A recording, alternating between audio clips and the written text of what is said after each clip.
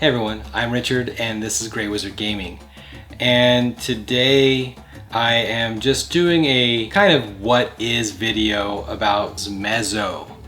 And as it's kind of apparent, this is another game that has some fairly large minis, right? I mean, they're not Cthulhu War minis, but I think we're kind of entering this age where there's a lot of games with very nice, amazingly sculpted minis, and I'm thankful for that. So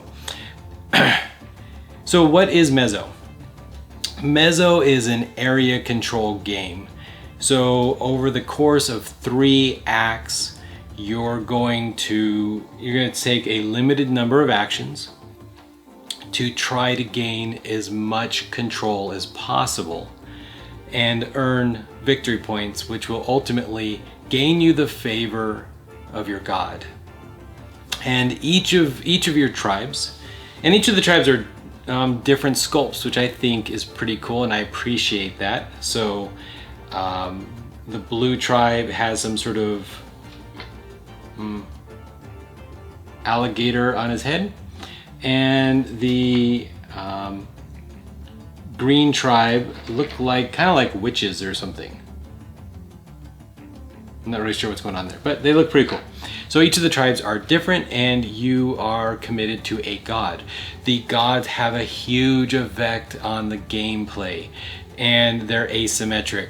So if you choose to have Apuch, the consuming rot, you're going to have very different effects on the game than you are if you choose Kokukan, the endless sky. Kokukan reminds me like your traditional Quetzalcoatl. It is set in the Mayan...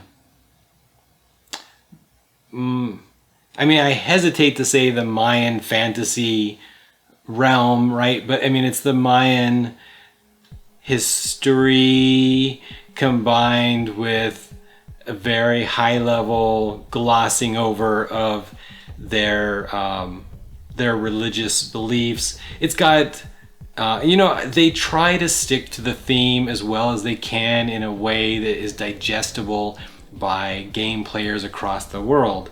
So there's things like the Immortal Calendar, the Heroic Codex. These are things that were important or significant to the culture of the Mayans, and so they have nods to these things in the gameplay. The game, like many other games that I tend to buy, has lots of expansions. One of the expansions was plastic pyramids instead of cardboard pyramids. So the plastic pyramids are not in the base set. I just thought they looked better, and I didn't even punch out the cardboard ones, so you guys are out of luck. But they're okay. They're little cardboard things that you just lay on top of each other. Notice they are different colors because part of your area control choices is, do you build pyramids and where do you build pyramids? The taller you build a pyramid, the more points you get. But if somebody else builds a pyramid on top of that, yes, you get a point because you previously built 1, 2, or 3 pyramid pieces there, but they get 1 point for the height of the pyramid.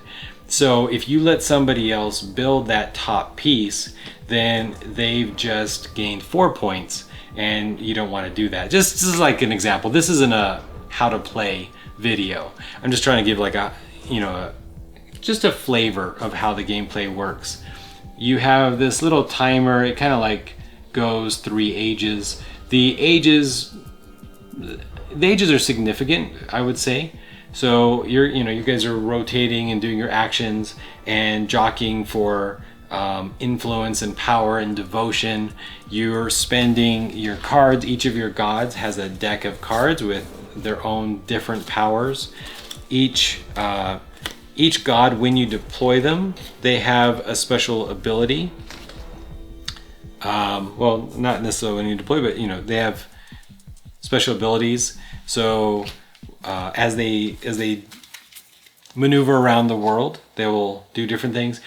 different tribes. The tribes themselves are all identical, so it's entirely the god that determines how different you are. I do have other expansions that I haven't opened yet, so I'm not really sure the impact they'll have. But this kind of what is Mezzo is if you bought the box, and then maybe if you didn't like the cardboard, if you bought the plastic upgrades, which have no effect on the rules. So you have a couple different types of units. You have warriors, you have shaman, and you have champions.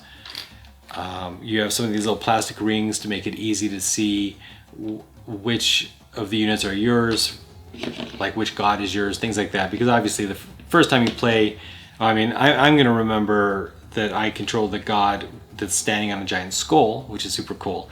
But I don't know. You know, new game, new people, they may not remember which god is there. So color rings, super handy.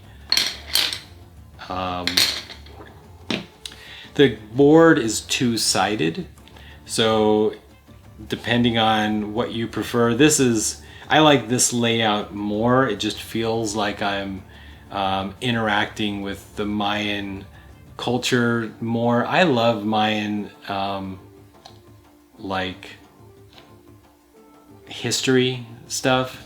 I think it's super cool. I like the bottom right hand corner of the board is where things go when they die, and I just think it looks super cool. And somehow they gave this effect like it's eating away at the main part of the board.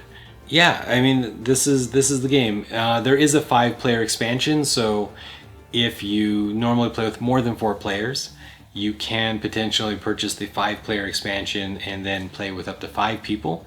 I have that. Again, I haven't opened it yet, so it does include another god.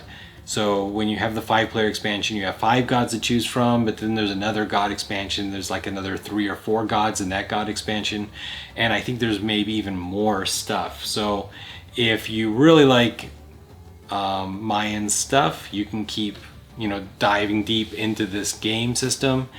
And I will have another video that goes over the how to play the game.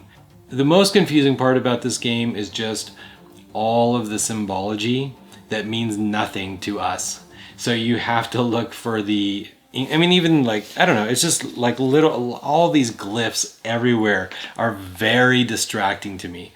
So I feel like immediately kind of a little bit lost when I look at the board, but then you realize that most of it is just decoration. It is very highly decorated, and that is what it is. I'm not going to give my opinions about the game until the full review after I've played it a few times. So, all right, with that, I'm going to just end it here.